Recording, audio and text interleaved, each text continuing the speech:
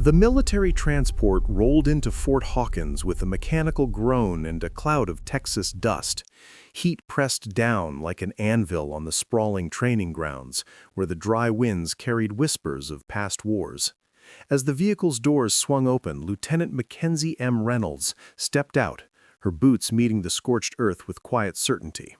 She adjusted her duffel bag across one shoulder, eyes scanning the vast compound with the careful assessment of someone who had seen far more dangerous terrain. It was desolate, hard-edged, and unforgiving, just like its reputation.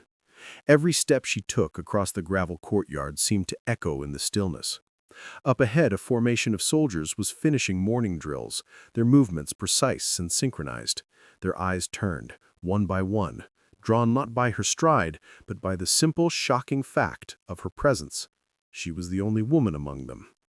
In this elite combat training unit of 180 men, Mac walked past without flinching. She didn't need their welcome. She wasn't here for friendship. Orders were orders, and she had earned her slot in this special joint training through merit, not favors. Still, whispers ignited like brush fires as she passed. "Great diversity points," one soldier muttered. "That she doesn't last a week," another said, loud enough to be heard. A few raised eyebrows in curiosity, impressed by her unflinching confidence, but most just stared, watching her like an anomaly they couldn't yet categorize. The silent question hung in the air. What was she doing here? Inside the command building, she stood at attention. As Colonel William Hargrove entered the room, the air seemed to stiffen. He was a towering, square-jawed relic of an older military era, Vietnam judging by the campaign ribbons, rigid in posture, cold in tone, and meticulous in every movement. He carried himself with the weight of decades of command. His face was weathered by sun and war, eyes sharp beneath heavy brows that had seen too much to be easily impressed. He barely glanced at her file before addressing her. "You're Lieutenant Reynolds?" he asked, voice flat as the Texas horizon. "Yes, sir." He scanned her face, looking for weakness. Finding none, his expression hardened. "Your orders come from up top. I trust you understand the environment here. This isn't basic training." "I understand, sir." "Good." He snapped the folder shut. "You'll be following with 2nd Platoon. You'll be evaluated in 3 weeks for long-term assignment eligibility. That is all. Dismissed." No handshake, no welcome, just an unspoken message in his eyes. "I didn't ask for you to be here." Mac had faced worse. She saluted sharply, turned and walked out, leaving behind the echo of silent judgment. Her barracks assignment was tucked far at the end of the row, separate, of course. Some accommodations still hadn't caught up with policy. The room was sparse, a steel-frame bed, a small desk, a locker that had seen better days. The walls were bare except for a faded poster showing the chain of command. That first night she unpacked in silence. Her belongings were few: uniforms, boots, a weathered copy of Sun Tzu's Art of War, and a single-frame photograph. The image showed a younger Mac standing beside a tall man in full-dress uniform, his colonel's eagles gleaming on his shoulders. Her father's face bore the same determined expression she now carried. The frame had seen better days, its corners dented from being carried through too many deployments. The tattoo beneath her shoulder blade seemed to burn slightly, as it always did when she thought of her father. But no one here would see it. Not yet. Morning arrived without mercy at 0430 hours. The base came alive with the sounds of boots on gravel and bark commands. Mac joined the formation for the mandatory 5-mile run. She positioned herself in the middle of the pack, watching, assessing. By mile 3, half the men were struggling to maintain pace. By mile 4, she had moved steadily forward, her breathing controlled, her stride economical. When they finished, she had outrun more than half the unit without showing signs of strain. Sergeant Jackson Miller, the head training instructor, noticed this. He was a solid wall of a man with close-cropped hair and arms corded with muscle. His eyes narrowed as she completed the run. "Not showing off, are you, Lieutenant?" he asked, the question carrying an edge. "No, Sergeant. Just keeping pace," she replied, her voice neutral. Miller studied her for a moment longer, then turned away with a grunt. But the seed had been planted. She wasn't what they expected. At the firing range, Mac took her position with practiced ease. The rifle felt like an extension of her body, familiar and balanced. When the targets appeared, she fired with surgical precision, hitting center mass with mechanical consistency. The other soldiers glanced at her scores, then at each other. This wasn't beginner's luck. During gear drills, she dismantled and rebuilt her weapon faster than anyone else in her group, including the instructors. Her fingers moved with a muscle memory of someone who had performed the task 1,000 times before, often under far worse conditions than a training exercise. Miller watched with barely concealed irritation. During one particularly rough field maneuver, he barked, "You ever going to stop showing off, Reynolds?" She looked at him squarely. "Not showing off, Sergeant. Just doing my job." Chuckles erupted around them. Miller's jaw tightened, but he said nothing more. His resentment would only grow in the days that followed him. By the end of the week, Mac had earned begrudging respect from some of the rank and file. Others remained skeptical, but the tension didn't go unnoticed. Colonel Hargrove observed everything. He rarely spoke during drills, instead watching from the edge of the field with arms crossed, his face unreadable behind aviator sunglasses that reflected the harsh Texas sun. The Friday afternoon brought a sudden change in the routine. The announcement came over the loudspeakers, cutting through the dry air. All personnel, full uniform inspection, 1,600 hours, parade ground, mandatory attendance. The timing was odd. Inspections weren't usually unannounced, and rarely held outside in the brutal heat of late afternoon. Soldiers grumbled as they lined up in formation, tugging at collars already damp with sweat. Mac stood in the front, directly in view of Hargrove and the command staff. This wasn't about discipline. She suspected this was theater. When she arrived, the murmurs began again. The other soldiers shifted uncomfortably. Some of them smirked. They knew something was off. So did she. The entire setup reeked of control, of spectacle. Hargrove walked the line slowly, eyes sharp, stopping only briefly at each soldier. His inspection notes were minor. A scuffed boot here, a crooked name tape there. Then he reached Mac. He paused longer than necessary, his gaze lingering like a challenge. "Lieutenant Reynolds," he said, his voice calm but carrying sharp undertones. "Step forward." She did, maintaining perfect posture. "You've had an eventful first week." "Yes, sir." "Let's see if you understand regulation." His eyes hardened. "Remove your blouse." There was a long pause. A few heads turned sharply. Mac blinked, momentarily stunned. "Sir," she asked, her voice level. He didn't blink. "You heard me. Field regulation calls for proper layered uniform presentation. Take off your blouse so we can verify." The yard was now silent. Even the birds had gone quiet. Sweat trickled down her back, not from nerves, but from rage. She knew exactly what this was. Not regulation, not training, just humiliation. But she wouldn't give him the satisfaction. Slowly, Mac reached for the top button of her uniform blouse. Her fingers were steady. She undid one, then two, then three. Whispers rippled through the ranks. Button by button, Mac unfastened her blouse as 180 soldiers stood frozen in silence. No one laughed. No one even moved. The tension on the parade ground was thick enough to slice with a bayonet. When the blouse opened, she pulled it from her shoulders, folded it neatly over her arm, and stood at attention in her olive green undershirt, her rank still clearly visible on the collar tabs. Her posture was perfect, her chin lifted. She gave them nothing, no shame, no fear. Behind his aviators, Colonel Hargrove's expression was unreadable. He stared at her shoulder. Then he opened his mouth to continue the inspection, but his words never came. A dark tattoo peeked out from beneath her short sleeve. At first glance, it was just black ink against tan skin, but the details began to emerge. A sharply inked eagle, wings outstretched in a battle dive. 3 arrows clutched in its talons. A coded series of numbers encircling the stark design like a seal. The moment Hargrove caught sight of it, he stiffened.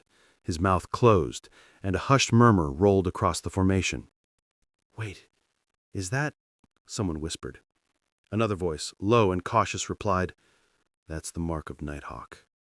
Hargrove took one step closer, his boots crunching in the gravel.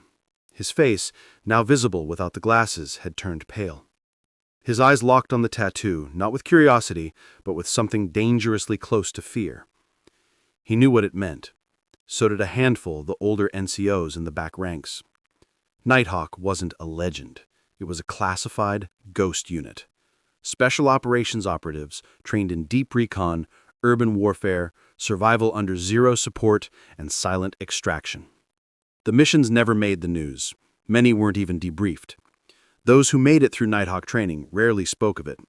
Most didn't survive long enough at Bagram. The tattoo wasn't a decoration. It was a signature, a mark given only to those who completed its final mission. Not training, but a live operation. Where mistakes weren't corrected, they were buried.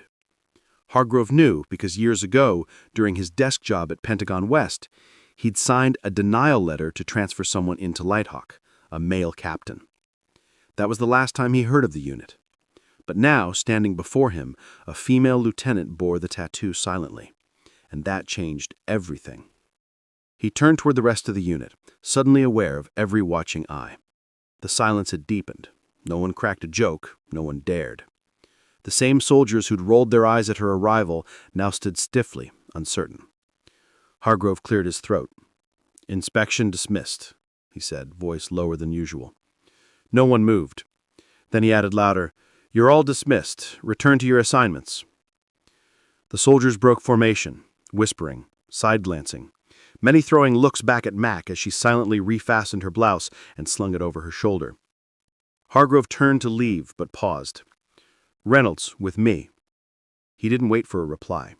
He walked toward the command building with a faster pace than usual. Mac followed without speaking. Inside the office, Hargrove shut the door behind her. The room was dim, a fan buzzing overhead, stirring papers on the meticulously organized desk. He removed his glasses, sat behind a desk, and laced his fingers together. "You weren't supposed to be here," he said finally. "I was assigned here," Mac replied. He nodded slowly. "By who?" "You know I can't say." "And that tattoo?" Her lips barely moved. "Earned it." He exhaled through his nose.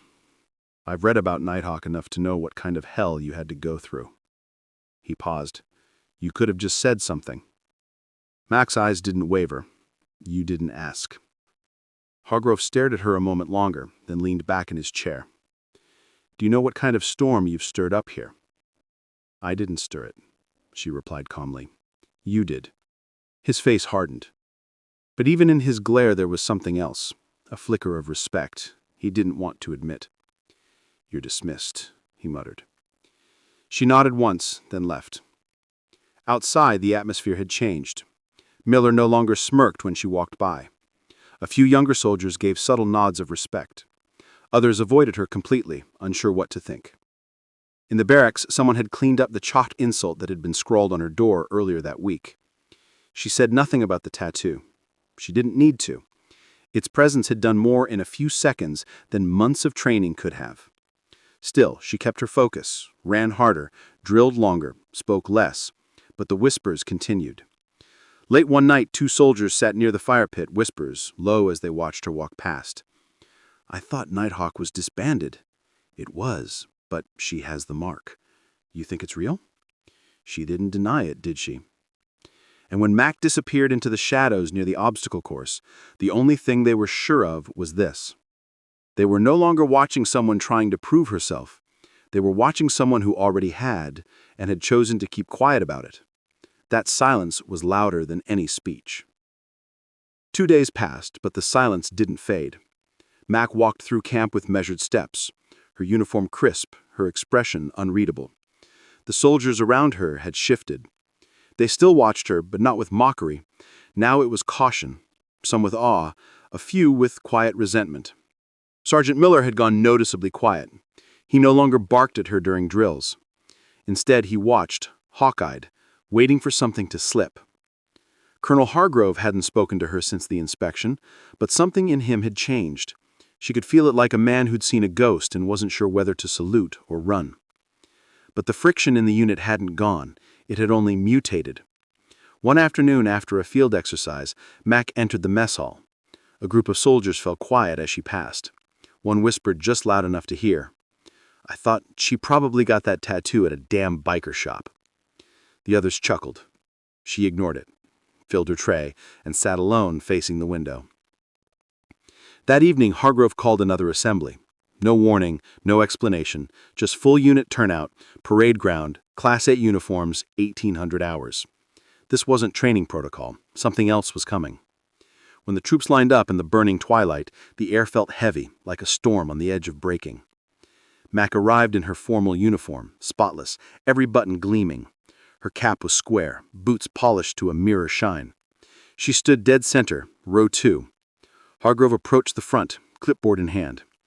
This unit has long stood on discipline, on order, on example, but there are standards to uphold. Uniform integrity is not optional. His voice was louder now. His speech had rhythm. Some soldiers arrive with unusual backgrounds. They may think themselves exempt from review, but we do not play favorites. We correct everyone, publicly if needed. He turned, pointed at Mac. "Step forward, Lieutenant Reynolds." She stepped forward without hesitation. "This is the same soldier who removed her combat blouse this other week." He paced slowly in front of her. "While some of you may be enchanted by stories or inked fairy tales, I care about regulation." Mac's jaw clenched, but her posture remained perfect. "Again," he said, "remove your blouse. Regulation check." The air cracked with tension. This time it wasn't just about humiliation. He was pushing her, daring her, hoping she'd crack protocol or disobey.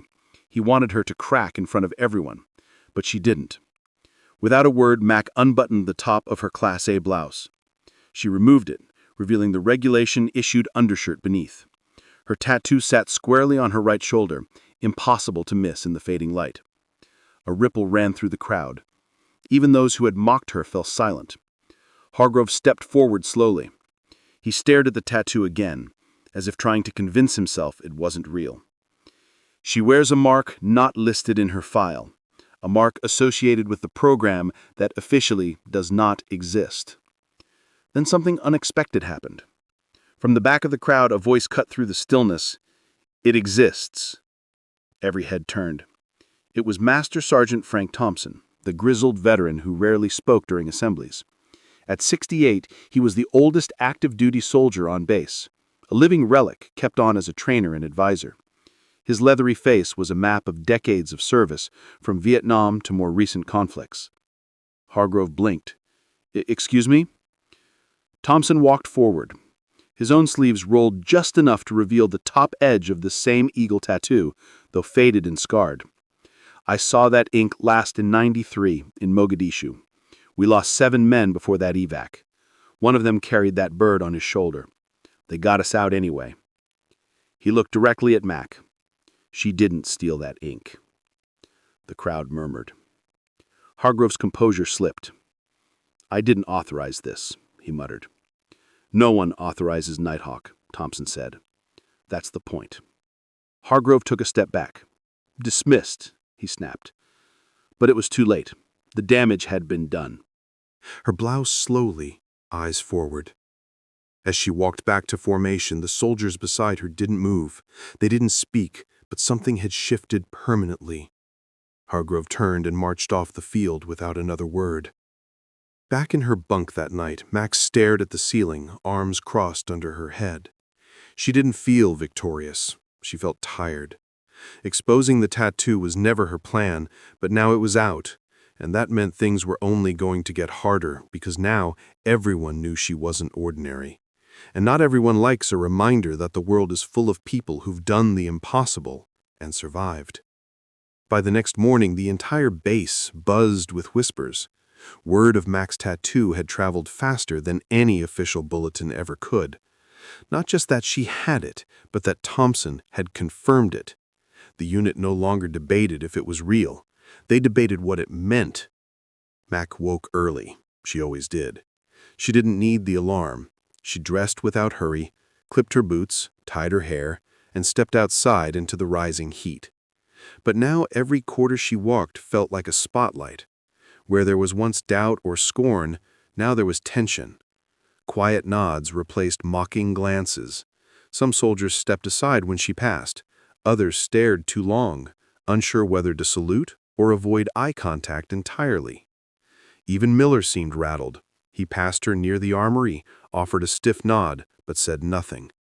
His usual cockiness had faded, replaced with caution. Max said nothing. She didn't need to. Her silence had become her shield. Later that day, she was summoned back to Hargrove's office. She entered without knocking. He was already seated, the blinds drawn, the overhead light flickering slightly.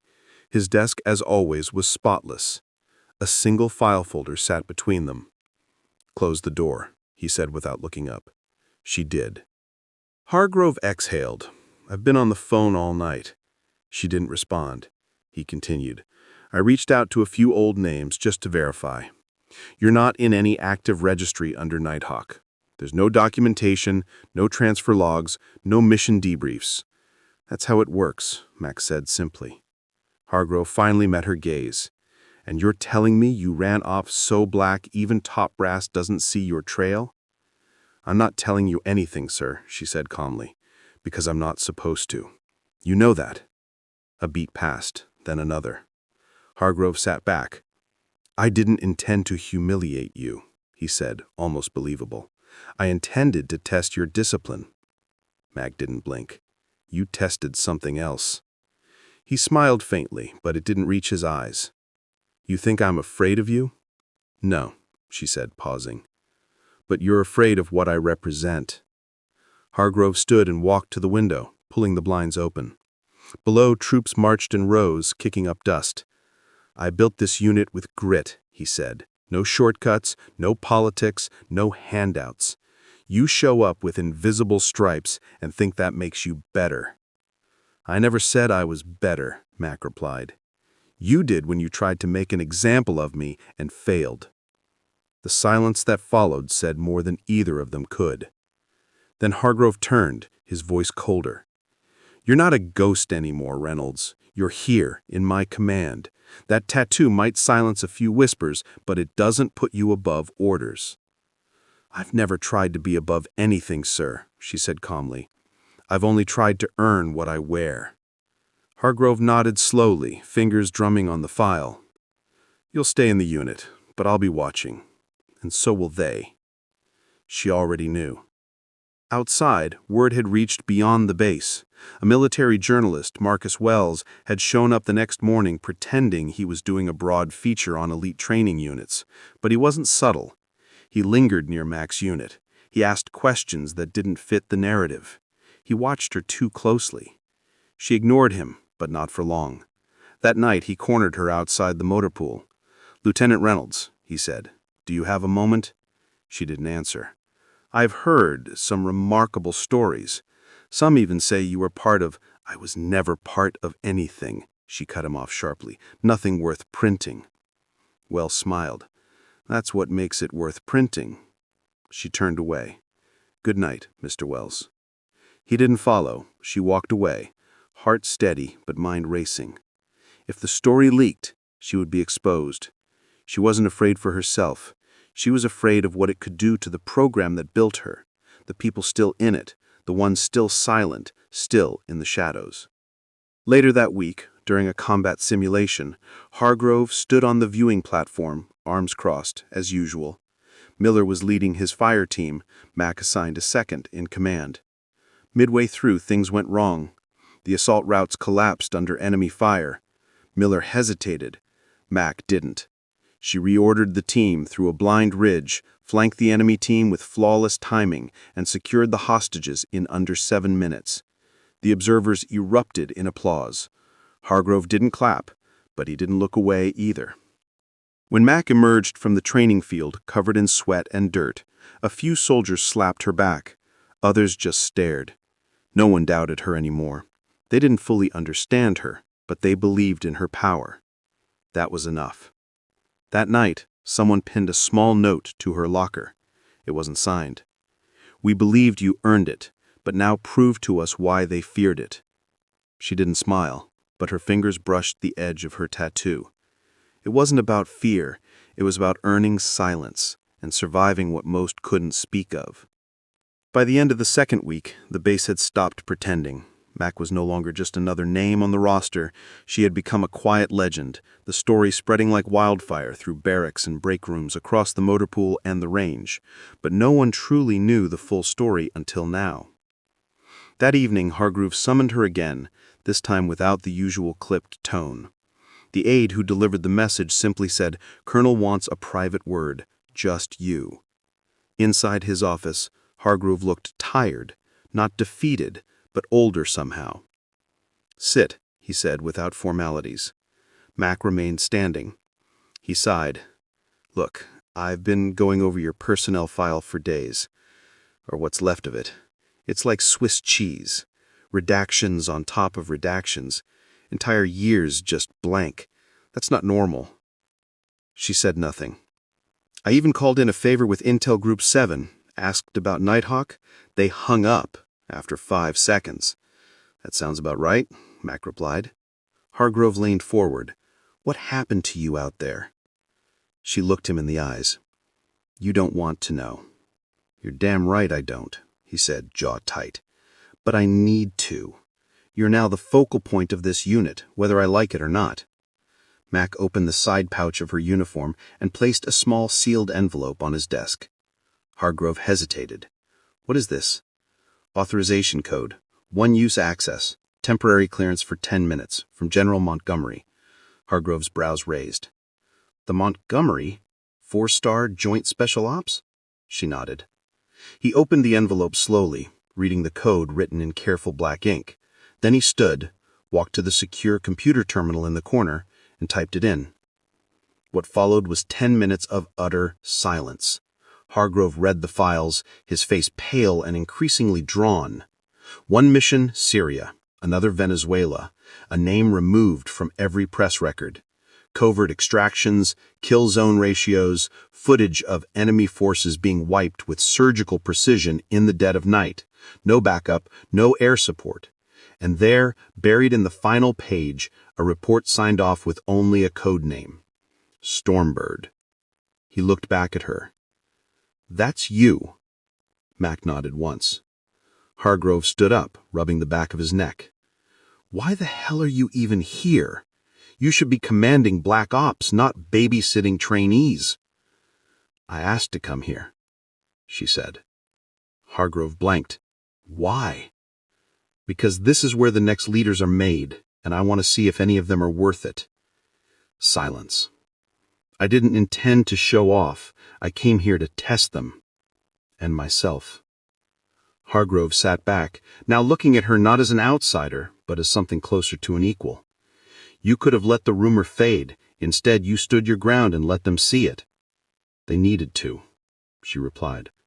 Not for me, for them. He studied her a moment. What happens now? I keep doing my job. From that day, Hargrove's attitude shifted, not with dramatic speeches or sudden warmth, but in subtle ways.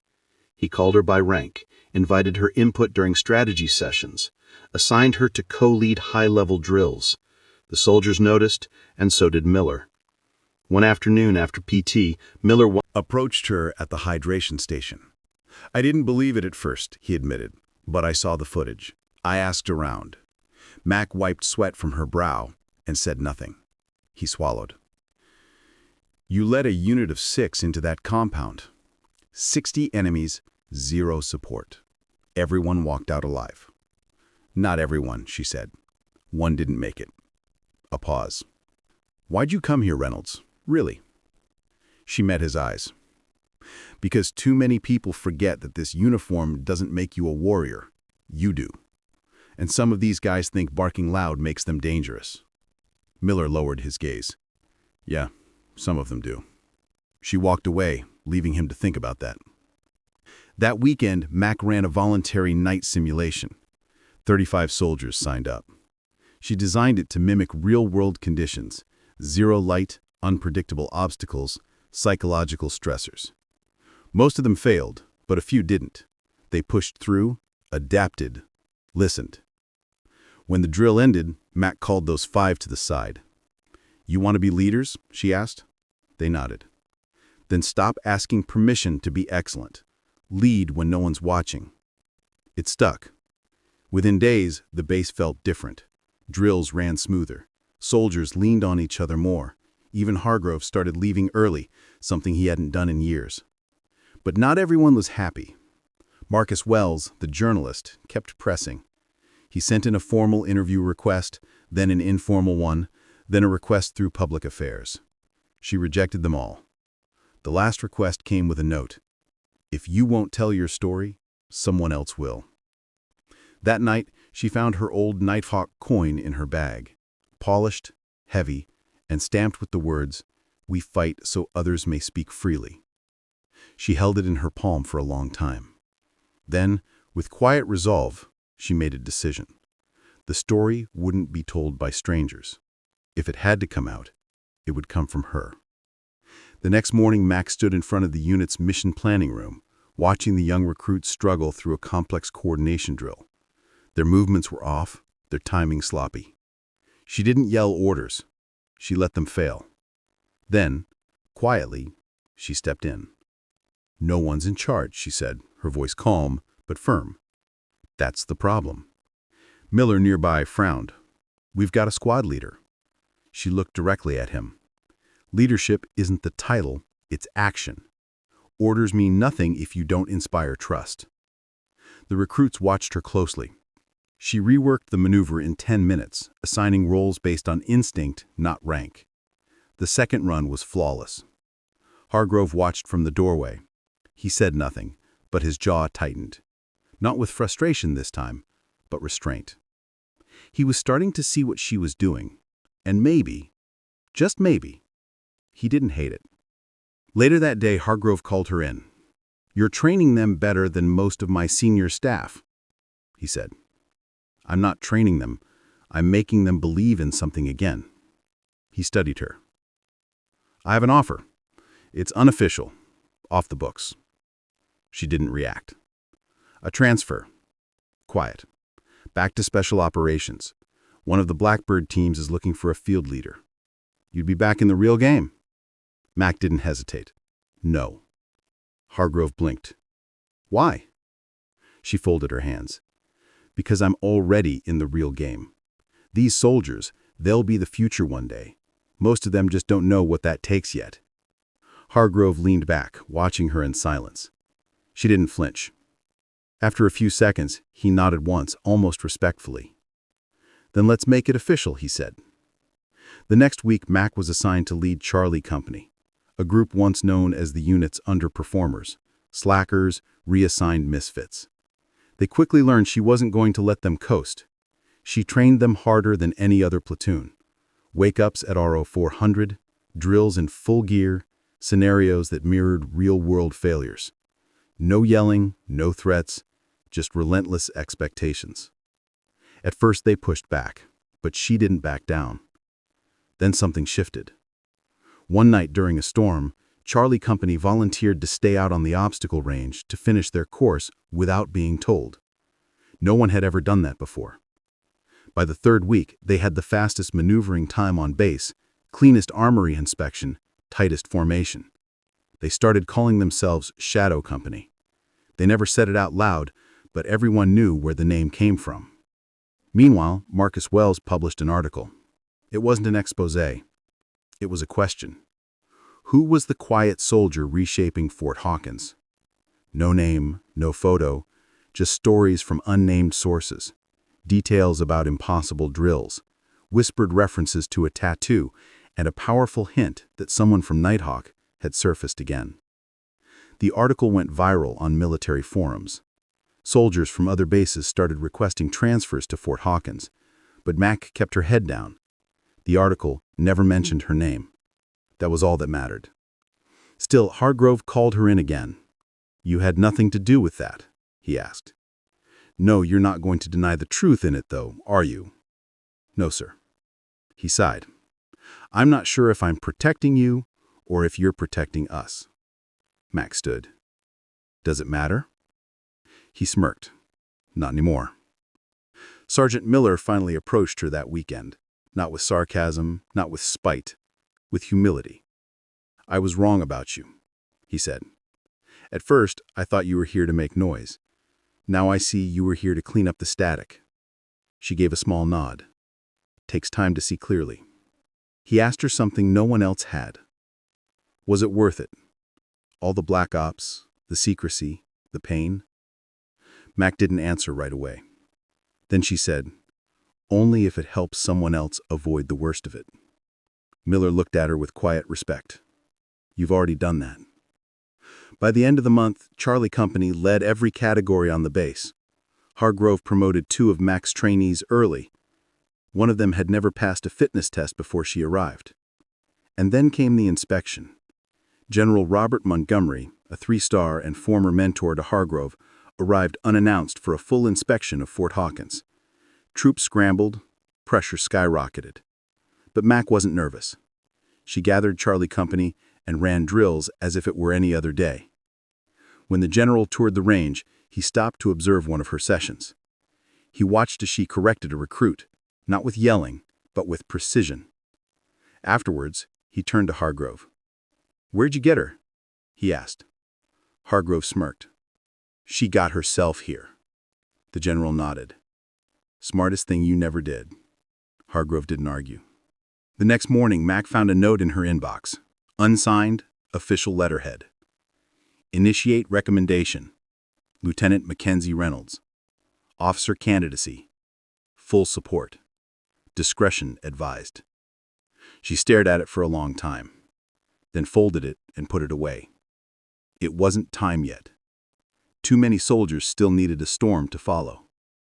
By the time August rolled in, the base had transformed. Charlie Company wasn't just leading stats, they were setting new standards. What started as a broken unit was now the pride of Fort Hawkins. Their drills were tighter, morale higher, and most shockingly, other platoons were starting to copy them. Mac had become more than a leader. She was an example, one that couldn't be ignored. And Colonel Hargrove, the same man who had once tried to humiliate her into silence, was beginning to ask for her opinion, not just in closed meetings, but publicly in front of senior staff. During a tactical debrief, when 2 senior sergeants argued over maneuver protocols, Hargrove cut through their bickering with a simple command. "Let's hear it from Reynolds." Everyone in the room paused. Hargrove gestured toward her like she was one of his own staff officers. Mac stood, pointed to the map, and laid out a solution in under 2 minutes. No hesitation, no second guessing. When she finished, Hargrove nodded. "That's the play." No one objected. After the room cleared, he stayed behind. "You realize," he said, "a few months ago I was trying to get you transferred off my base." She nodded. "And now?" "Now? I'd fight to keep you." That wasn't a compliment. It was a shift. Tectonic. And quiet. But the story wasn't far over. A storm was brewing on the horizon, and Fort Hawkins would soon face challenges that went beyond routine training. The shadow of Nighthawk was long, and it reached into places few dared to look.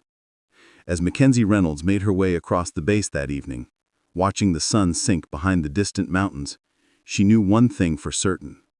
The hardest battles were still ahead. Wouldn't just be fought with weapons and tactics. They would be fought with truth, with loyalty, and with the kind of courage that no training manual could teach. The real test was just beginning. That weekend, while the unit was off duty, a surprise guest arrived. General Robert Montgomery, not in uniform, not with security detail, just a man in his late 60s wearing jeans and aviators, leaning against a civilian SUV. Mac saw him before anyone else. They locked eyes across the dusty parade ground. She gave the faintest nod. He nodded back. Colonel Hargrove came rushing out of his office in full uniform, surprise etched on his weathered face. "Sir, I didn't receive a visit notice," he said, quickly composing himself. Montgomery smiled, the expression crinkling the corners of his eyes where decades of hard decisions had left their mark. "That's because I didn't send one." He turned to Mac. "Walk with me." They moved across the edge of the training field out of earshot. Soldiers watched from a distance, murmuring. Hargrove didn't follow. "I saw the article," Montgomery said, his voice carrying the quiet authority of a man who had ordered operations that would never see daylight. "You handled it well. I said nothing, and that was everything." He glanced at her. "You made an impression here." "That wasn't the point." "No," Montgomery agreed. "The point was proving to yourself you could lead without the shadow of Nighthawk behind you." She said nothing. He stopped walking and looked at her directly. The Texas sun cast harsh shadows across his face, highlighting the scar that ran from his left temple to his jaw. A souvenir from an operation in Beirut that had never been acknowledged.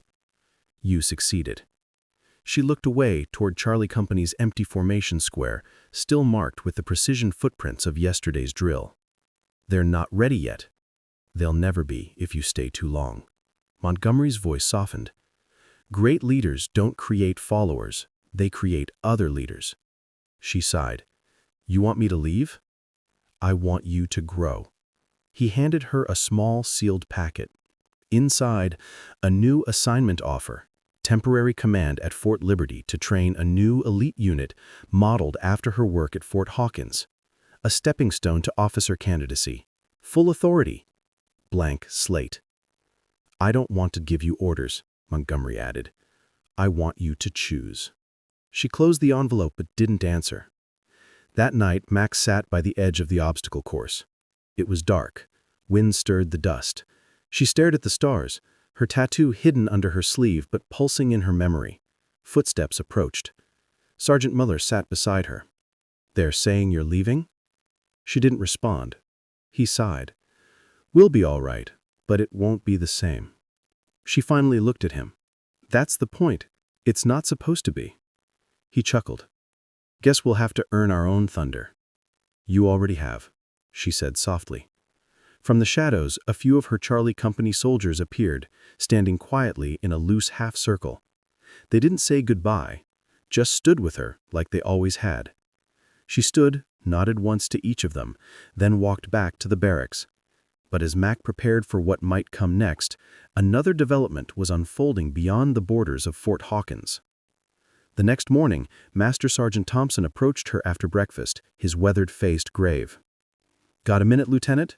She nodded and they walked to a quiet corner of the base, an old ammunition depot converted to storage. Inside, among dusty crates and forgotten equipment, Thompson closed the door behind them. Something's off, he said, voice low. That reporter, Wells, he's not who he says he is. Mac's eyes narrowed. What do you mean? I've been around long enough to know a spook when I see one. He's asking questions about things no civilian journalist would know to ask about. Like what? Operation Shadow Sweep Kandahar 2003. And a code name I haven't heard in 15 years. Blackwater Junction. Mac's expression didn't change, but something in her eyes shifted. You're sure? Thompson nodded, as sure as this old ink on my arm. Someone's digging. And it ain't for a feature article. Later that day, Mac found Hargrove in his office studying a map of the base. She closed the door without being asked. We need to talk about Marcus Wells. Hargrove looked up. The reporter? What about him? He's not a reporter. Hargrove leaned back. You have proof? He's asking about classified operations, things that never made the news. Hargrove's expression darkened. Like what? Blackwater Junction. The colonel's face paled slightly. He stood, walked to the window, and closed the blinds. How do you know that name? The better question is, how does he? Mac countered. Hargrove rubbed his jaw. I'll make some calls. In the meantime, keep your distance. But keeping distance wasn't enough. The next day, Wells was back, this time with a press credential from a major military publication. He cornered Mac outside the training range. Lieutenant Reynolds, I was hoping we could continue our conversation. I have nothing to say to you, she replied, keeping her tone neutral. He smiled, a practiced expression that didn't reach his eyes. I think you do, particularly about your time with a certain unit that doesn't exist. She kept walking. I know about B grade, he called after her. 2004, the embassy extraction. She stopped. No one knew about B grade. The mission had been scrubbed from every record. 7 operatives, 3 days, no support. It wasn't just classified, it was buried. Slowly, she turned back to him. Who are you really? His smile thinned. Someone who believes the American people deserve to know what's being done in their name, even if it gets good people killed, especially if it prevents more from dying. She studied him for a long moment. You were never a journalist. I've been many things, just like you. Before she could respond, Hargrove appeared, flanked by 2 MPs. "Mr. Wells, your credentials have been revoked. These men will escort you off base." Wells didn't resist. As he passed Mac, he whispered, "This isn't over, Storm." The use of her codename sent ice through her veins. No one should have known that. No one. That evening, Hargrove called an emergency meeting with Mac and Thompson. They gathered in the colonel's office, blinds drawn, the only light coming from a desk lamp that cast long shadows across the walls. "Wells is ex-CIA," Hargrove said without preamble, "discharged in 2008. Reason? Classified." "Why is he after Nighthawk?" Mac asked. "Not just Nighthawk, you." Hargrove slowed forward across the desk. Inside was a photograph of a man Mac recognized. Broken nose, scar above his left eye. Her heart stopped. "Alexander Covert," she whispered. Thompson looked between them. "Who's Covert?" "Serbian intelligence," Hargrove explained. "Specialized in counter-operations against Western Special Forces. He was at B grade," Mac added. "We crossed paths. He didn't walk away happy." "He's been looking for you ever since," Hargrove continued. "And according to my source, he's connected to Wells. They're working together." "Why would an ex-CIA operative work with Serbian intelligence?" Thompson asked. "Money, revenge, ideology. Take your pick," Hargrove replied. "The point is they're not after a story. They're after names, operations, methods." "And I just painted a target on Fort Hawkins," Mac said quietly. Hargrove nodded. "We need to prepare." The next morning, Mac gathered Charlie company. She didn't tell them everything, but she told them enough. "We're going to be running a new kind of drill. Real-world security protocols. Not for a grade, for keeps." Miller stood beside her, arms crossed. "You heard the lieutenant. This isn't a game anymore." The soldiers exchanged glances but didn't question. They'd learned to trust her. Mac divided them into security teams, established new access protocols, and set up a rotating watch. To most of the base, it looked like an extended training exercise. Only Hargrove, Thompson, Miller, and Mac knew the truth. Fort Hawkins was preparing for an infiltration. But the preparation revealed something unexpected. While reviewing the base's structural plans, Mac discovered an anomaly. A section of the old administration building that didn't match current layouts. A space that shouldn't exist. "Colonel," she said, pointing to the blueprint spread across his desk. "What's this area here?" Hargrove frowned. "Storage," Thompson said grimly. "They're destroying the evidence." "Or stealing it," Mac countered, pointing to a broken window. "Someone went in." Without hesitation, she moved toward the burning building. "Reynolds," Hargrove shouted, "that's an order." She looked back at him. "With respect, sir, this is what I do." Before he could respond, she disappeared into the smoke. Inside, the heat was oppressive, the smoke disorienting. Mac moved with purpose, following the path they'd taken days before. The secret room's door hung open, and inside a figure was frantically stuffing files into a bag. He turned when she entered, a man she didn't recognize, but whose eyes widened in recognition at the sight of her. "Storm," he said, voice accented, Eastern European. "At last." "Kovac sent you," she replied. It wasn't a question. The man smiled, revealing a gold tooth. "He sends his regards, and a promise he will find all of you, one by one." "Not today," Max said, advancing. The man drew a weapon, but in the confined space, with smoke-limiting visibility, Mac had the advantage of training. She closed the distance before he could aim, redirecting the gun with one hand while striking with the other. They grappled briefly, but Mac was faster, more precise. When it ended, the man lay unconscious, and the files were secure. Getting out proved harder. The fire had spread, cutting off her entry route. The smoke was thicker now, reducing visibility to arm's length. Mac hoisted the unconscious man over her shoulder, gathered the files, and sought another way out.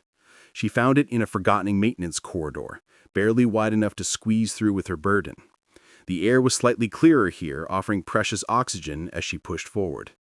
Finally, she emerged from a service door at the rear of the building, collapsing onto the ground as Hargrove and Miller rushed to her aid.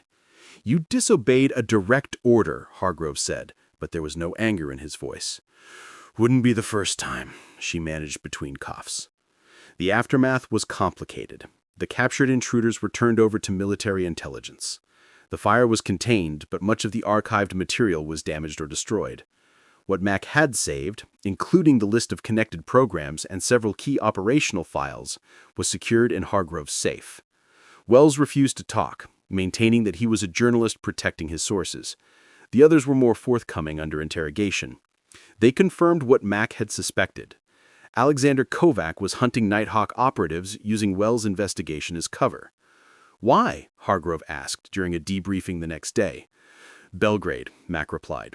"We compromised one of his operations. Cost him prestige, position. In his world, that's a death sentence unless you can restore your honor. By eliminating those who humiliated him," Thompson added. "And by proving that American shadow operations are real," Mac continued. "Exposing us would be his vindication." "So what now?" Miller asked. "He'll try again." "Not here," Hargrove said. "We've increased security, changed protocols. Fort Hawkins is locked down tight." "That won't stop him," Mac warned. "It'll just change his approach." She was right. 2 days later, word came through official channels. A former special operations soldier had been killed in his home in Colorado. The report cited a burglary gone wrong, but Mac knew better. The victim had the eagle tattoo. Nighthawk was being hunted. General Montgomery arrived the following day, this time in full uniform, flanked by a security detail. The meeting was held in Hargrove's office, sealed and swept for listening devices. "We've got a situation," Montgomery began without preamble. 3 operators dead in the past month. All former Nighthawk. "Covert," Max said. Montgomery nodded. "Intelligence confirms he's stateside operating through a network of former Eastern Bloc assets. Wells was one of his information sources, but not the only one." "How did he get their names?" Thompson asked. "Those records are buried deeper than anything I've ever seen." "That's what concerns us," Montgomery replied. "The only complete roster of Nighthawk personnel was kept in a secure facility at Langley. No remote access, no digital footprint." "An inside job," Hargrove concluded. "It's worse than that," Montgomery said grimly. "We think he has the full list. Names, code names, last known locations, everyone who ever wore the eagle is at risk." The implications hung heavy in the air. Mac felt the weight of it pressed down on her shoulders. Every operator, every mission partner, everyone who had trusted the promise of anonymity, all now exposed. "What about the trainees, Charlie Company?" "Not at immediate risk," Montgomery assured her. "Covert is focused on confirmed operators. But long-term, if he exposes the program fully, they'll be compromised by association," Mac finished. "Exactly." "So what's the play?" Hargrove asked. Montgomery looked at Mac. "We need to end this permanently." She understood what he wasn't saying. "You want me to hunt Covert. You're the logical choice. You know him, you've encountered him, and frankly, Lieutenant, you're the best we've got. And my command here? Temporary reassignment, official cover as a training liaison to Fort Liberty, unofficial mission parameters to be determined." Mac was silent for a long moment. She thought of Charlie Company, of the progress they'd made, of the trust they'd built. She thought of Miller and Thompson and even Hargrove. Leaving now felt like abandonment, but staying meant putting them at greater risk. "I need time to prepare my company," she said finally. Montgomery nodded. 48 hours, then we move." After the general left, Hargrove remained with Mac in his office. "You knew this might happen when you came here." "I knew the risk," I admitted. "I didn't expect it to find me so quickly." "What will you tell your soldiers?" She considered this. "As much of the truth as I can. They deserve that." The next morning, Matt gathered Charlie Company on the training field. The sun was just rising, painting the Texas sky in shades of gold and crimson. Her soldiers stood at attention, faces serious, postures perfect, a far cry from the undisciplined group she had inherited weeks earlier. "I've been reassigned," she told them without preamble, "effective in 48 hours. A ripple of surprise moved through the formation, but no one spoke. "In my absence, Sergeant Miller will assume command of Charlie Company. He has my full confidence, as do all of you." She paused, looking at their faces, young, determined, full of potential. They were no longer the unit's cast-offs. They were its pride. When I came here, I didn't know what to expect. I didn't know if I'd find soldiers worth training. What I found instead were leaders waiting to be recognized. The company stood straighter at her words. You've exceeded every standard, broken every record, and proven every doubter wrong. Not because of me, but because of what was already inside you. She stepped closer to the formation. The work we've done here matters.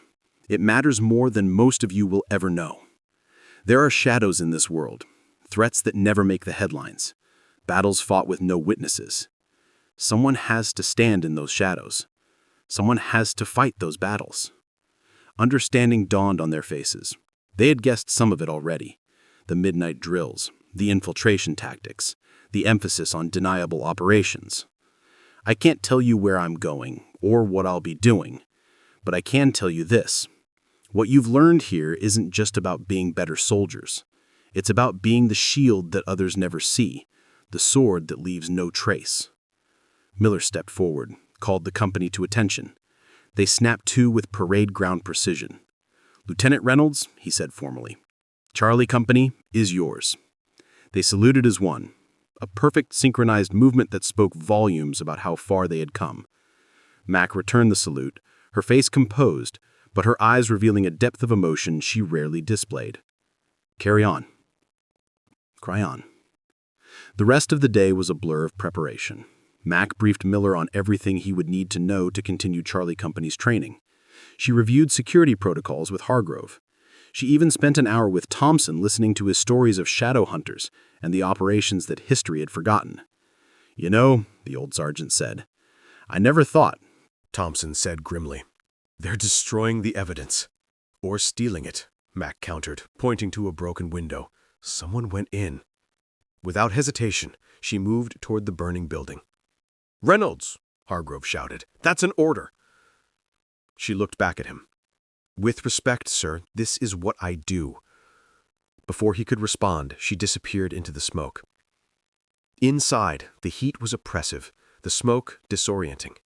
Mac moved with purpose, following the path they'd taken days before. The secret room's door hung open, and inside a figure was frantically stuffing files into a bag.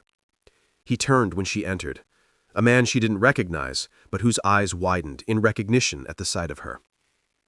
Storm, he said, voice accented, Eastern European. At last. Kovac sent you? She replied. It wasn't a question.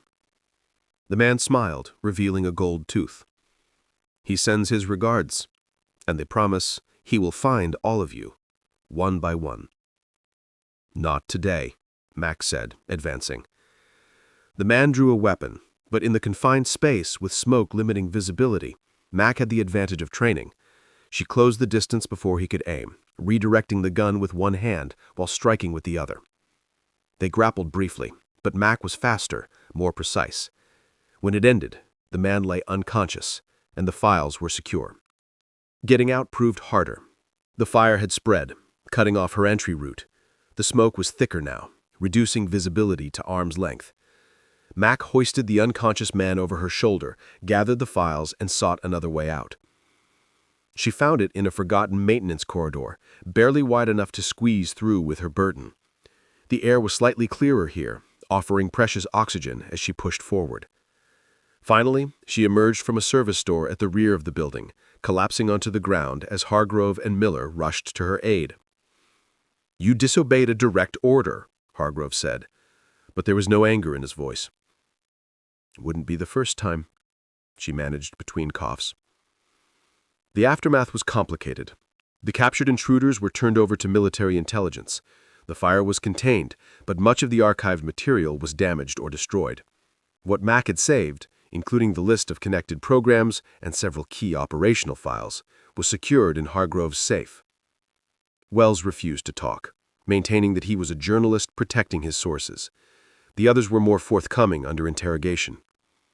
They confirmed what Mac had suspected. Alexander Kovac was hunting Nighthawk operatives, using Wells' investigation as cover. Why? Hargrove asked. during a debriefing the next day. Belgrade, Mac replied. We compromised one of his operations. Cost him prestige, position. In his world, that's a death sentence, unless you can restore your honor.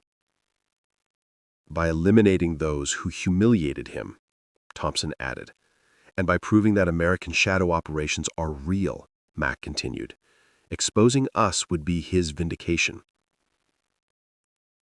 So what now? Miller asked. He'll try again. Not here, Hargrove said. We've increased security, changed protocols. Fort Hawkins is locked down tight. That won't stop him, Mac warned. It'll just change his approach. She was right. 2 days later, word came through official channels. A former Special Operations soldier had been killed in his home in Colorado. The report cited a burglary gone wrong, but Mac knew better. The victim had the eagle tattoo. Nighthawk was being hunted. General Montgomery arrived the following day, this time in full uniform, flanked by a security detail. The meeting was held in Hargrove's office, sealed and swept for listening devices. We've got a situation, Montgomery began, without preamble. 3 operators dead in the past month, all former Nighthawk. Covert, Max said. Montgomery nodded. Intelligence confirms he's stateside, operating through a network of former Eastern Bloc assets. Wells was one of his information sources, but not the only one. How did he get their names? Thompson asked. Those records are buried deeper than anything I've ever seen. That's what concerns us, Montgomery replied. The only complete roster of Nighthawk personnel was kept in a secure facility at Langley. No remote access, no digital footprint. An inside job, Hargrove concluded. It's worse than that, Montgomery said grimly.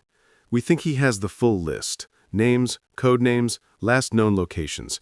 Everyone who ever wore the eagle is at risk. The implications hung heavy in the air.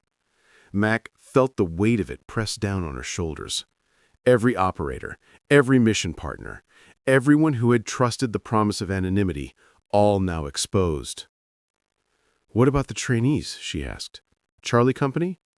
Not at immediate risk, Montgomery assured her.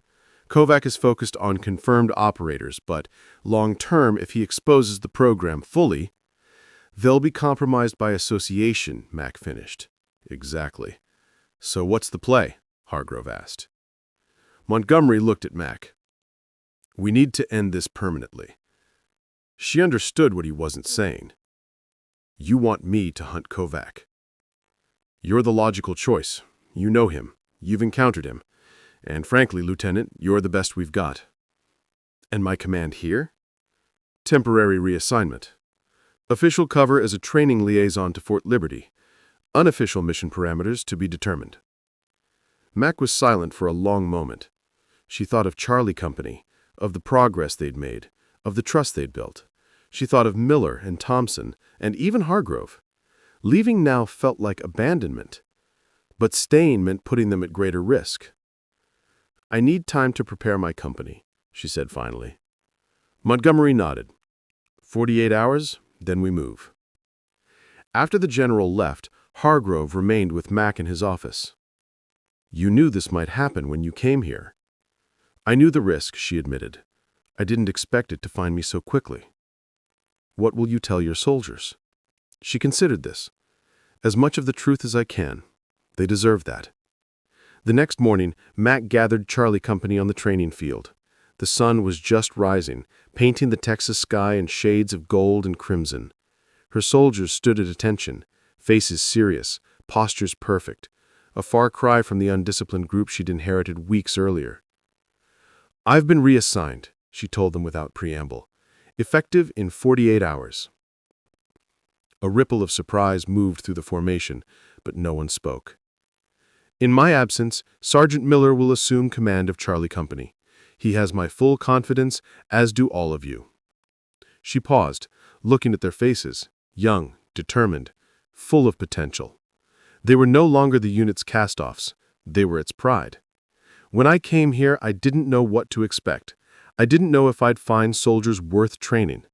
What I found instead were leaders waiting to be recognized. The company stood straighter at her words.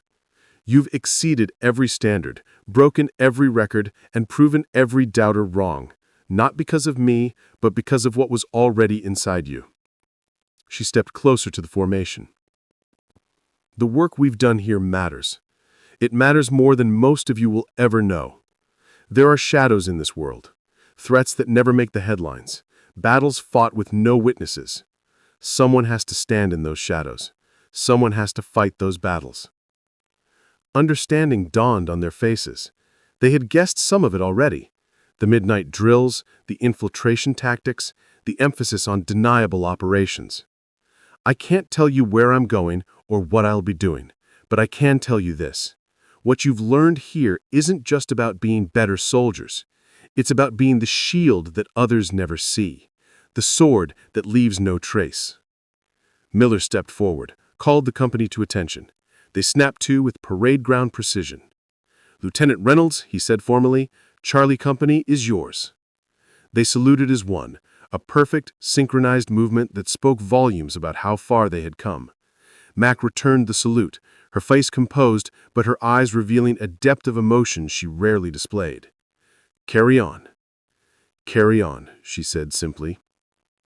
The rest of the day was a blur of preparation. Mac briefed Miller on everything he would need to know to continue Charlie Company's training. She reviewed security protocols with Hargrove. She even spent an hour with Thompson listening to his stories of shadow hunters and the operations that history had forgotten. You know, the old sergeant said, I never thought I'd see another eagle in my lifetime. Thought that program died with my generation. It evolved, Mac replied. The mission remained the same. Thompson nodded. The shadows never go away. They just change shape. He rolled up his sleeve, revealing his faded tattoo. We didn't have a fancy name back then. Shadow Hunters was just something we called ourselves. But the job was the same. Protect what matters, no matter the cost, Max said quietly. Exactly. Thompson studied her. You're going after him, aren't you, Kovac? Someone has to. Be careful. Men like that, they're not just dangerous because of what they can do. They're dangerous because of what they're willing to do. I know. The old sergeant placed a weathered hand on her shoulder. When this is over, when you've put this ghost to rest, come back. These kids need what you have to teach. She promised nothing, but the words stayed with her. That night, as she packed her few belongings, there was a knock at her door. It was Hargrove. Got a minute? He asked. She nodded, and he entered, closing the door behind him. I owe you an apology, he said without preamble. Sir, when you arrived, I saw a disruption, a political appointment, someone sent to check boxes. He shook his head. I was wrong. You were cautious, she corrected. In your position, I might have done the same. No, he said firmly. You wouldn't have. Because you see people for what they can become, not for what you fear they are. He held out a small box. Inside was a set of captain's bars. Your promotion came through. Montgomery expedited it. She took the box, feeling the weight of it in her palm. Thank you, sir. There's something else. Hargrove handed her a folded paper. I found this in the archives before the fire. She opened it. It was a personnel transfer request from 1991, a young soldier requesting assignment to a classified unit. The name at the bottom made her breath catch. Captain James Reynolds. My father, she whispered. Hargrove nodded. He was selected for Shadow Echo, the predecessor to Nighthawk. His request was approved 2 weeks before he was killed in Desert Storm. She stared at the document, her father's signature sharp and clear despite the years. He never told me. He couldn't. That was the deal. Hargrove paused. But I think he would be proud to know you finished what he started. When he left, Mac sat on her bunk, the transfer request in one hand, her captain's bars in the other. The past and future balanced in her palms like scales. Her father had died a hero's death, leading his men during a sandstorm that had concealed an enemy position. She had joined the military to honor his memory, to continue his legacy. But now she understood that legacy ran deeper than she had ever known. The eagle tattoo on her shoulder seemed to burn again, not with pain, but with purpose. Her path forward was clear now, eliminated by the shadows of the past. The next morning, Mac rose before dawn. She dressed in her uniform one last time, pinning the captain's bars to her collar. They felt strange, unfamiliar, but right. As she stepped outside, she found Charlie Company waiting, formed up in the pre-dawn darkness. Not just her soldiers, but Miller, Thompson, and Hargrove as well. "What's this?" she asked. "Proper send-off," Miller replied. Hargrove stepped forward. "Captain Reynolds, before you depart, Charlie Company has requested permission to demonstrate their readiness." She understood then this wasn't just a farewell. It was a gift, a chance to see the fruits of her labor, to witness what they had become under her guidance. "Permission granted," she said. For the next hour, as the sun rose over Fort Hawkins, Charlie Company executed a flawless demonstration of everything she had taught them: combat maneuvers, infiltration techniques, adaptive tactics. They moved like a single organism, each soldier anticipating the other's movements with uncanny precision. When they finished, standing at attention beneath the Texas sky, now painted in full morning light, there was no applause, no cheers, just the profound silence of shared understanding. Hargrove called them to attention one final time. "Captain Reynolds, Charlie Company is yours." Walking slowly along the front rank, each face met her gaze with steady determination. These weren't the same soldiers she had found weeks ago. They were transformed, hardened, focused, ready. "Remember what you are," she told them. "Remember what you can become. The uniform doesn't make the warrior, you do." She saluted, and as one they returned it. Crisp, perfect, proud. Then she turned and walked away, her duffel over her shoulder, the weight of her new mission settling across her back like familiar armor.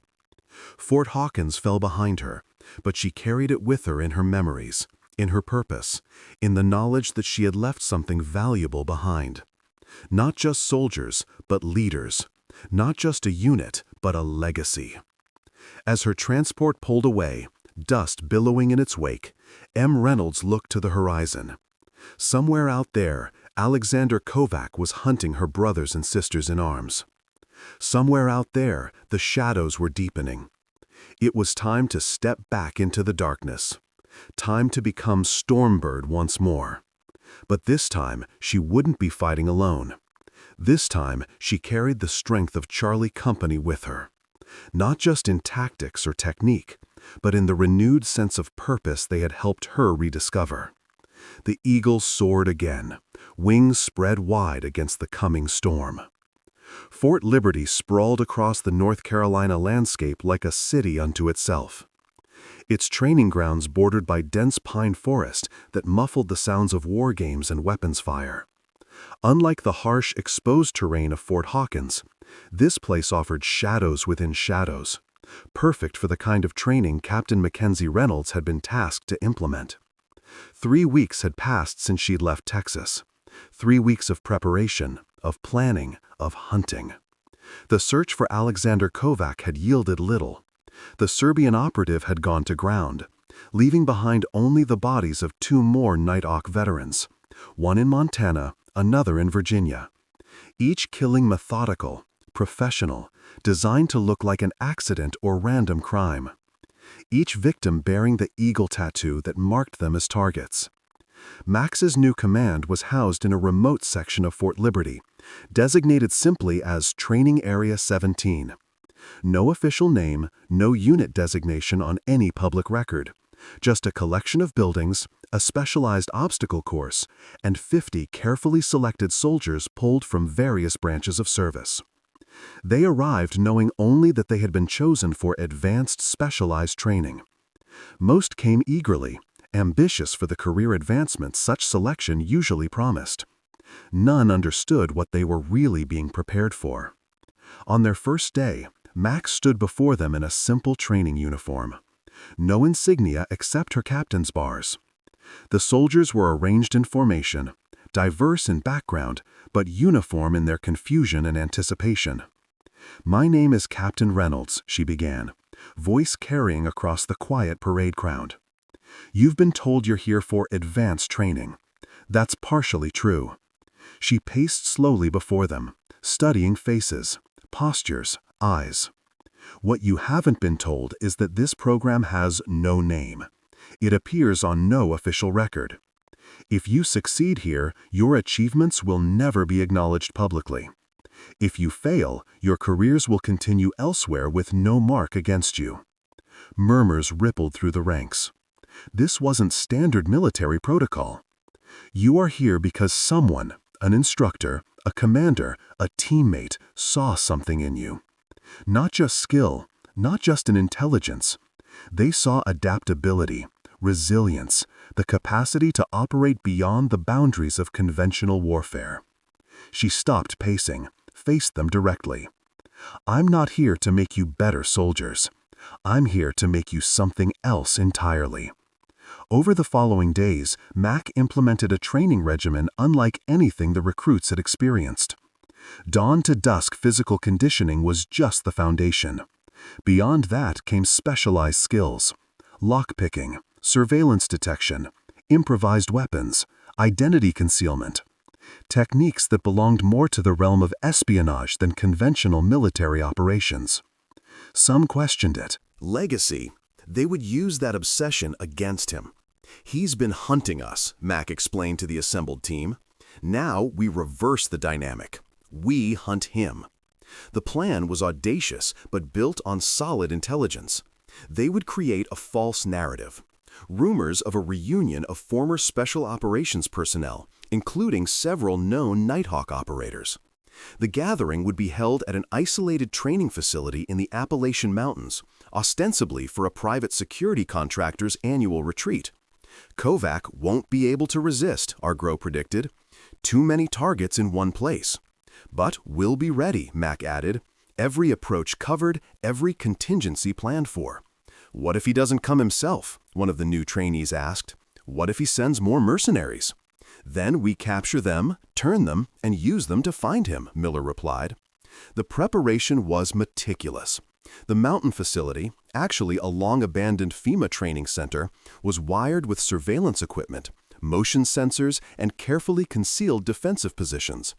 Mac's trainees were assigned sectors based on their specialized skills.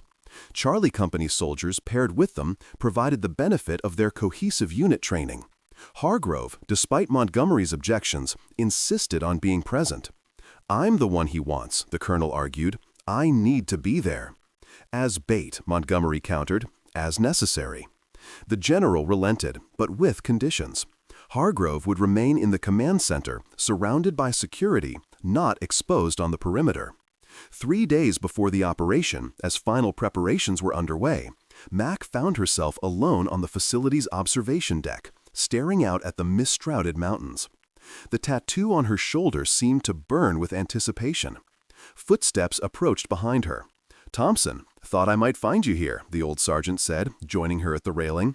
"Nice view.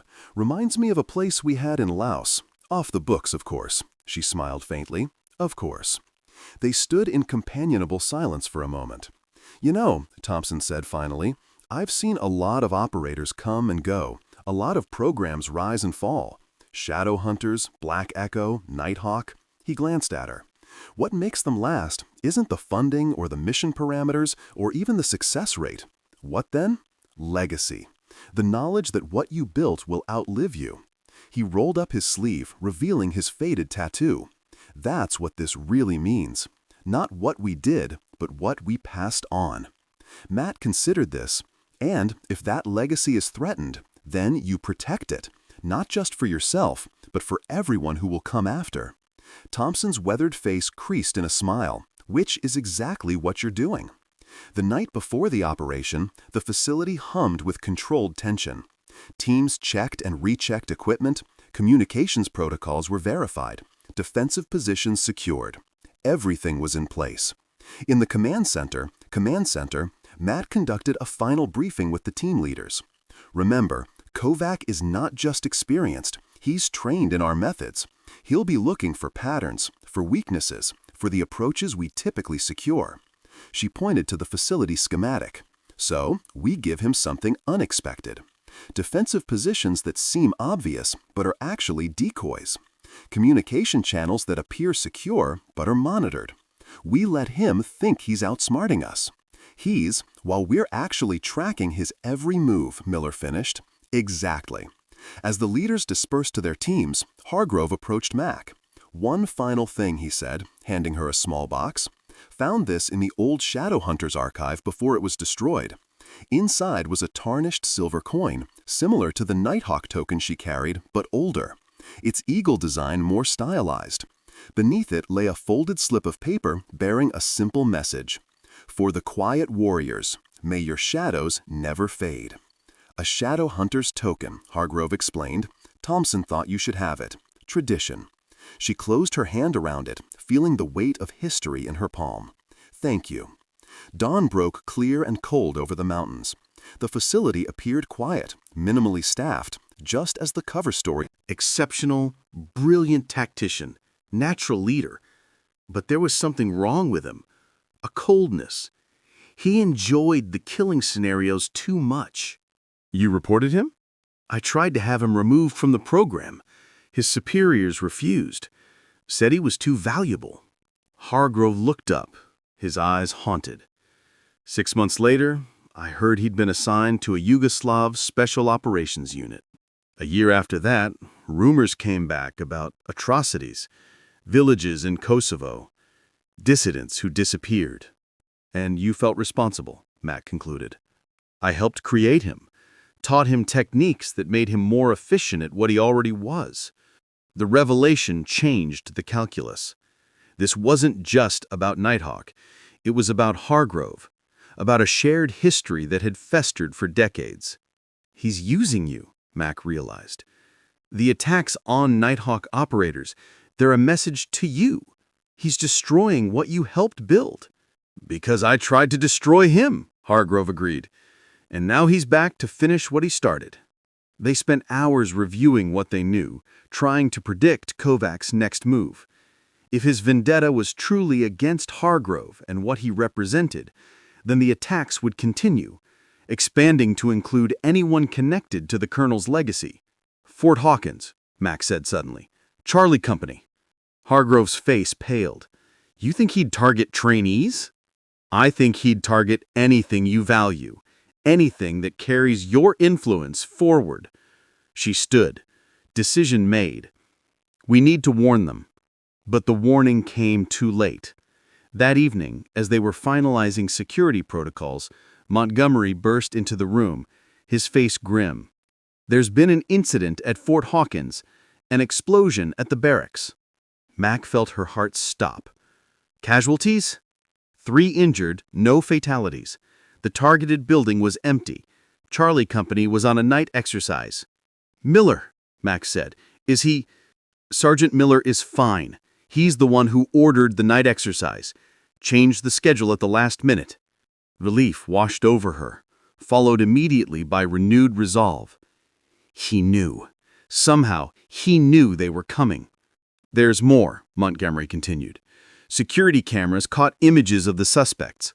One of them matches Kovac's description. It was confirmation of what they already suspected, but hearing it made it real. Kovac had escalated from hunting former operators to targeting the next generation. He's getting bolder, Hargrove observed, coming out of the shadows. Good, Mac replied. That makes him easier to catch. The attack on Fort Hawkins changed the dynamic. What had been a careful, methodical response became an urgent mobilization. Montgomery authorized a joint task force, combining Mac's trainees with resources from military intelligence and elements of Charlie Company relocated from Fort Hawkins. When Miller arrived with 20 of his best, the reunion was brief but powerful. He saluted Mac with a precision that spoke of continued discipline. "Captain," he said formally, "Charlie Company reporting as ordered." She returned the salute. "Sergeant, your timing is excellent." Later, away from the others, they spoke more candidly. "How did you know?" she asked about the attack. Miller's expression was grim. "We've been implementing your security protocols. Random schedule changes, rotating sleeping quarters. Just like you taught us. Good thinking. Not good enough. They still got onto the base, still planted explosives." His jaw tightened. "What the hell is going on, Captain? Who are these people?" She told him what she could about Covert, about the vendetta against Nighthawk and those connected to it. Not everything, but enough for him to understand the stakes. "So Charlie Company was targeted because of our association with you?" he concluded. "With me? With Hargrove? With the training you received?"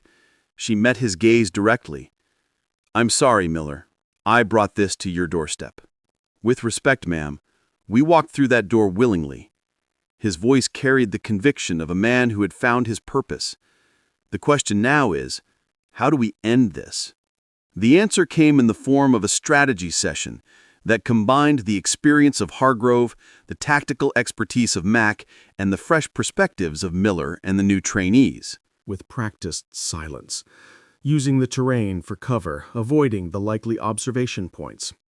The ridge was a kilometer away, a difficult approach in darkness over rough ground, but she had trained for worse in conditions far more hostile than these North Carolina mountains. Her body remembered what to do, how to move, how to become part of the landscape rather than an intruder upon it. As she neared the position, she detected the faint electronic signature of communications equipment, a directional antenna sophisticated enough to penetrate their jamming. She circled wide, approaching from the blind side, using the ridge itself to mask her movement. And there he was, Alexander Covert, older than his photograph, his once dark hair now steel gray, but still lean, still dangerous. He stood beside a compact communications array, speaking quietly into a headset, directing his forces with the precision of a conductor leading an orchestra. Max studied him for a long moment, measuring distances, angles, options. Then she stepped into the clearing, her weapon raised. "Hello, Covert." He turned, remarkably composed for a man suddenly facing an armed opponent. His eyes, cold, calculating, assessed her with professional detachment. "Stormbird," he said, his accent still thick despite decades in the West. "I wondered if you would come." "You've been busy," she replied, "hunting my people." "Your people?" he smiled thinly. "You mean Hargrove's little experiments, his disposable soldiers." "They weren't disposable to us." "No." Covert seemed genuinely curious. "Then why send them to places like Belgrade in operations that never existed?" "You know why. Because some missions cannot bear scrutiny." He gestured toward the facility below where flashes of light indicated the operation was still unfolding. "Just like tonight. How many will die here for Hargrove's pride, for his legacy?" "None if you call off your men." Covert laughed, a sound without humor. "You still don't understand. This was never about killing operators. It was about exposing the truth. About bringing the shadows into the light. By murdering veterans, by targeting trainees, by forcing accountability," he counted. "Your government disavows these operations, pretends they never happen. The men who order them sleep soundly in their beds, while those who execute them carry the weight alone." There was something in his voice, not just anger, but pain. The pain of someone who had seen too much, done too much, all in the name of duty. "What happened to you?" Mac asked, genuinely curious despite the tension of the moment. Kovacs' expression hardened. "I was like you once, believing in the mission, in the necessity of the shadows, until I saw what it really was. Powerful men using loyal soldiers as tools, as weapons, to be discarded when no longer useful. And your answer is to hunt those soldiers, the ones who serve just like you did. My answer is to expose the system that created them, that created us. He gestured to the communications array. Tonight, everything changes. I have journalists ready to receive files, operations, locations, names, the entire history of America's shadow wars laid bare. Mac felt a chill that had nothing to do with the mountain air. You'll put thousands of lives at risk. Some truths demand sacrifice, not this kind. She tightened her grip on her weapon. I can't let you do this. You can't stop it, he replied calmly. The transmission is automated. If I don't enter a code every 30 minutes, everything sends automatically. Kill me and you only accelerate the process.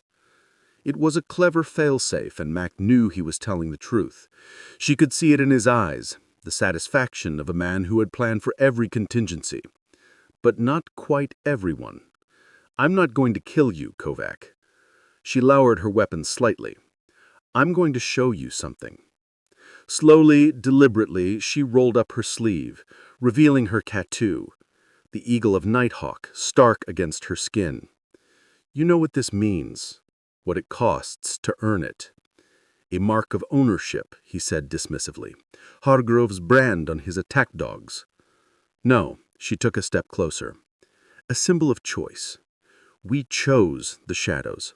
We chose to carry burdens others couldn't, not because we were ordered to, but because someone had to. Noble sentiments for assassination squads. Is that what you think we were? Kill teams? She shook her head. We extracted dissident from North Korea. We secured nuclear material in the Caucasus. We prevented genocide in Africa. Yes, sometimes we killed, but more often we saved.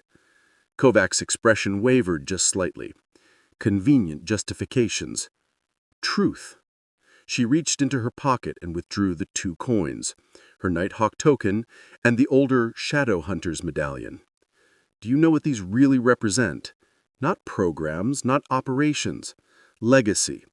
The understanding that what we do matters, even if no one ever knows we did it. She held them out. Your name is in the Shadow Hunter's archives, Kovac.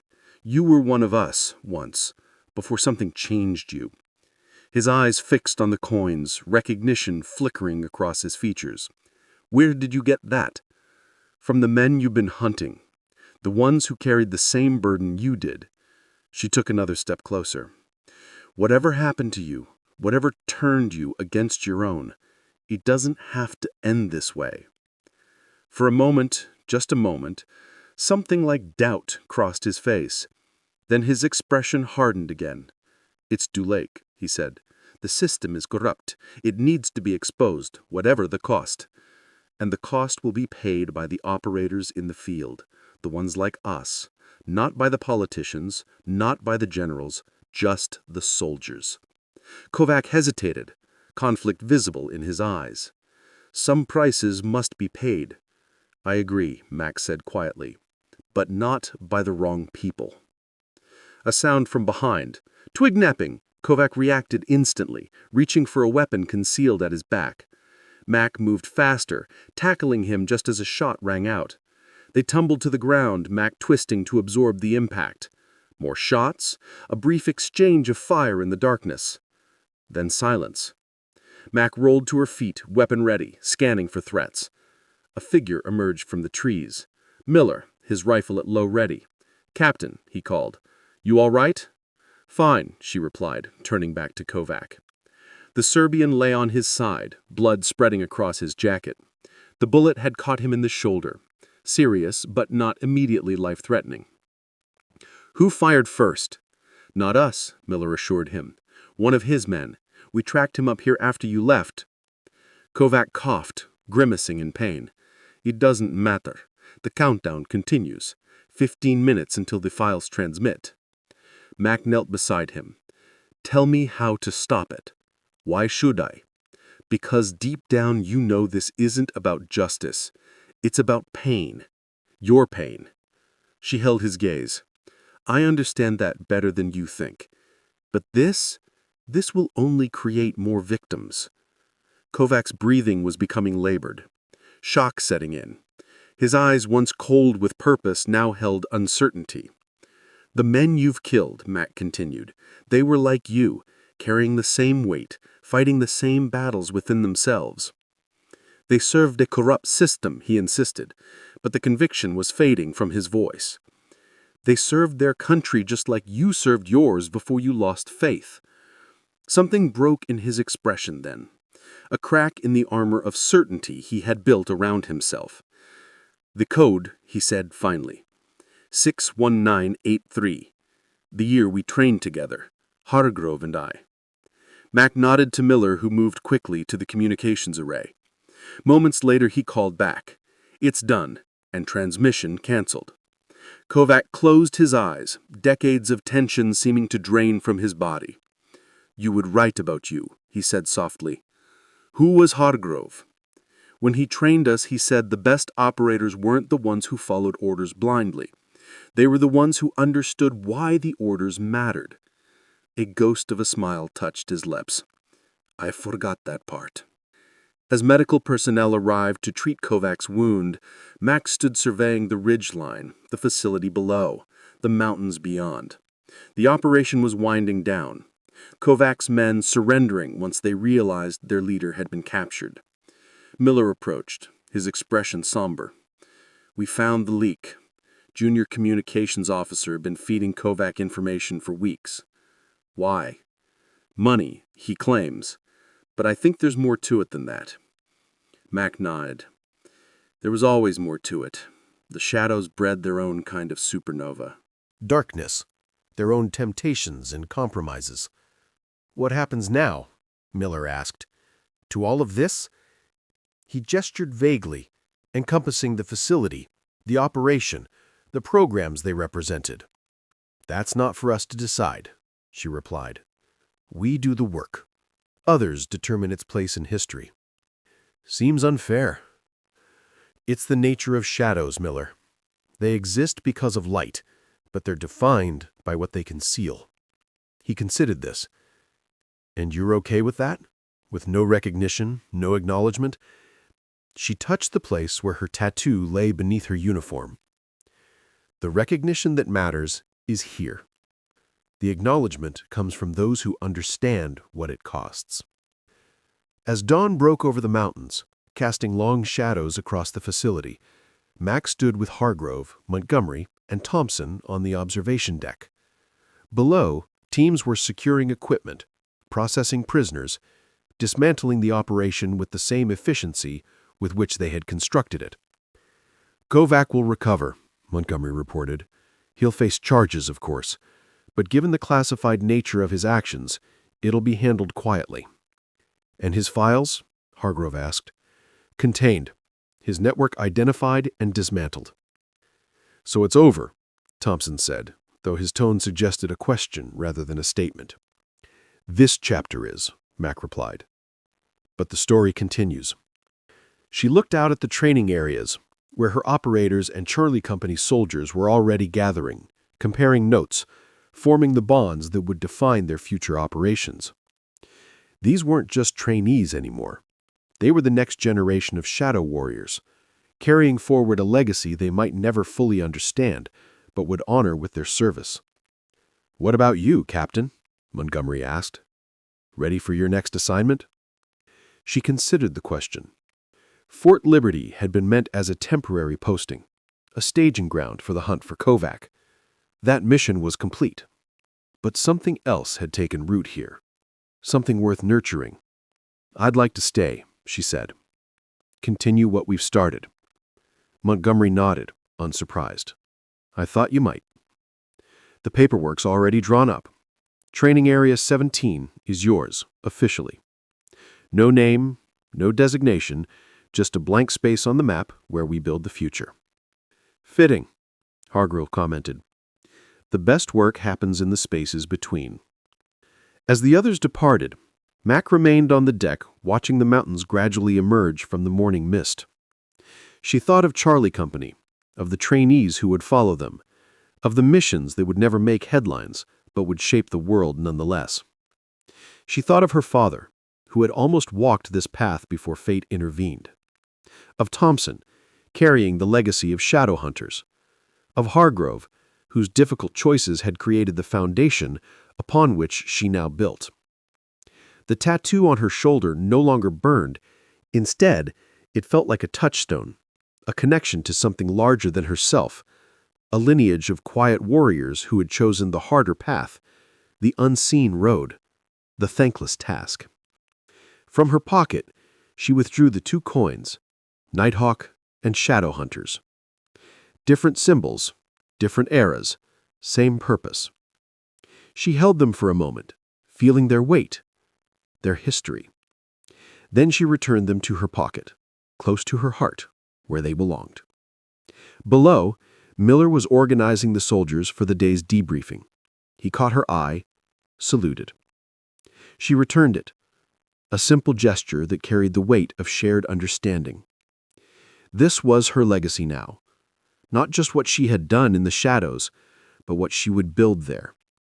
Not just the operations she had led, but the leaders she would create. As the sun climbed higher, casting the world in stark relief, light and shadow, known and unknown, Mac Reynolds understood her place in the pattern. She was a bridge between past and future, between what had been and what would be. The eagle soared on, its wings spanning generations, its eyes fixed on horizons yet to come. 6 months later, a small ceremony took place in a secluded courtyard at Fort Liberty.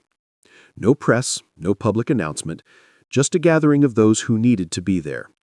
Hargrove, Thompson, Miller, Montgomery, and 20 soldiers who had proven themselves worthy of a special designation.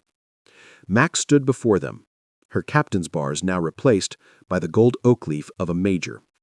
In her hands, she held a box containing 20 silver coins, newly minted but bearing an ancient symbol, an eagle in flight, 3 arrows in its talons, surrounded by 13 stars. Today, you join a lineage that has no name in the official records, she told them. A tradition of service that exists in the spaces between what is acknowledged and what is necessary. One by one, they approached, each receiving a coin and a handshake.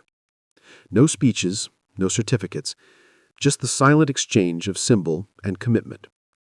When the last coin was distributed, Mac addressed them once more. The eagle you now carry represents not just what you've accomplished, but what you've chosen to become. Remember that choice on the difficult days ahead. They stood at attention, these men and women who had proven themselves not just skilled, but worthy of the shadows. Different faces, different backgrounds, united by a common purpose and the understanding that some battles must be fought beyond the light of recognition. Dismissed, she said finally. As they dispersed, Hargrove approached her. They're ready. You've done good work here. We've done good work, she corrected. All of us. He nodded, acknowledging the truth of it. Your father would be proud. I think he is, she replied, wherever he is. Later, as twilight settled over the training grounds, Mac walked alone to the edge of the property, where a simple memorial had been erected.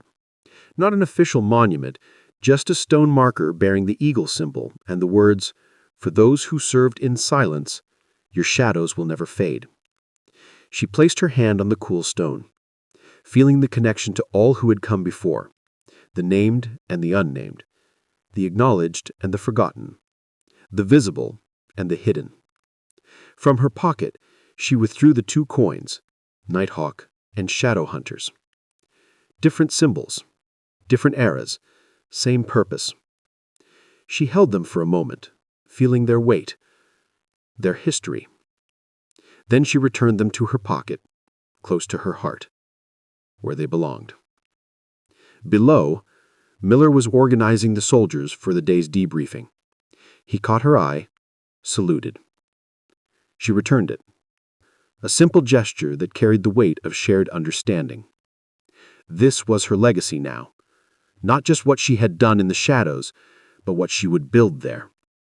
not just the operations she had led, but the leaders she would create.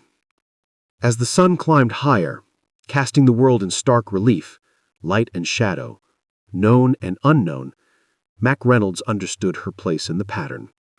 She was a bridge between past and future, between what had been and what would be. The eagle soared on, its wings spanning generations, its eyes fixed on horizons yet to come. 6 months later, a small ceremony took place in a secluded courtyard at Fort Liberty. No press, no public announcement, just a gathering of those who needed to be there. Hargrove, Thompson, Miller, Montgomery, and 20 soldiers who had proven themselves worthy of a special designation. Mac stood before them, her captain's bars now replaced by the bold oak leaf of a major. In her hands, she held a box containing 20 silver coins, newly minted but bearing an ancient symbol, an eagle in flight, 3 arrows in its talons, surrounded by 13 stars. Today, you join a lineage that has no name in the official records, she told them. A tradition of service that exists in the spaces between what is acknowledged and what is necessary. One by one, they approached, each receiving a coin and a handshake. No speeches, no certificates, just the silent exchange of symbol and commitment. When the last coin was distributed, Mac addressed them once more. The eagle you now carry represents not just what you've accomplished, but what you've chosen to become. Remember that choice on the difficult days ahead. They stood at attention, these men and women who had proven themselves not just skilled, but worthy of the shadows. Different faces, different backgrounds, united by a common purpose and the understanding that some battles must be fought beyond the light of recognition. Dismissed, she said finally. As they dispersed, Hargrove approached her. They're ready. You've done good work here. We've done good work, she corrected. All of us. He nodded, acknowledging the truth of it. Your father would be proud. I think he is, she replied, wherever he is. Later, as twilight settled over the training grounds, Mac walked alone to the edge of the property where a simple memorial had been erected. Not an official monument, just a stone marker bearing the eagle symbol and the words, "For those who served in silence, your shadows will never fade." She placed her hand on the cool stone, feeling the connection to all who had come before, the named and the unnamed, the acknowledged and the forgotten, the visible and the hidden. This was the true legacy of the eagle. Not glory, not recognition, but the quiet understanding that some battles must be fought from the shadows by those willing to stand guard where the light cannot reach. As darkness fell, Major Mackenzie Reynolds turned back toward the base, toward the future she was building in the spaces between light and shadow. The eagle on her shoulder no longer felt like a burden or a brand. It was a reminder of the choice she had made and continued to make each day. To serve where service was hardest. To fight where fighting was necessary. To lead where leadership demanded the greatest sacrifice. In the distance, her trainees were gathering for night operations, their movements precise, their purpose clear. Thompson stood with them, sharing stories that connected them to the past. Miller directed their preparation with the confidence of a man who had found his calling. And somewhere beyond the perimeter, Montgomery and Hargrove were ensuring that their work would continue, protected from the politics and publicity that might compromise its effectiveness. This was her world now. Not a hidden one, but a chosen one. Not a place of darkness, but a place of necessary shadow. The eagle soared on, silent against the night sky. Its wings spread wide, its gaze fixed on horizons unseen by ordinary eyes. And beneath it, the guardians of those shadows continued their eternal watch, their names unspoken, their deeds unheralded, their purpose unwavering. This was the way of the eagle. This was the legacy of shadows.